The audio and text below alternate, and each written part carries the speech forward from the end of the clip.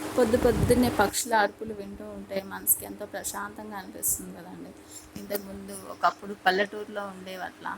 ఇప్పుడు ఈ సిటీస్లో ఈ చెట్లు అన్నీ నరికేయడం వల్ల, చెట్లు లేకపోవడం వల్ల పక్షులు ఇవన్నీ కూడా కనిపించడమే తక్కువైపోయింది. అలా అని చెప్పి మన హ్యాపీనెస్ కోసం వాటిని తీసుకొచ్చి బంధించి ఒక పంజరంలో అట్లా చేయడం కూడా కరెక్ట్ కాదు కదా. కానీ వాటంతట అవే మన దగ్గరికి వస్తే చాలా హ్యాపీగా అనిపిస్తుంది కదా. ఈ పక్షి 3 months నుంచి మా ఇంట్లో ఎక్కడ పెట్టాలా అని చాలా ట్రై చేసింది. ఆ, ఆఖరికి ఇది ఇక్కడ సెకండ్ ఫ్లోర్లో పెట్టింది. ఫస్ట్ ఫ్లోర్లో చూసింది కింద, దానికి వల్ల కాలేదు.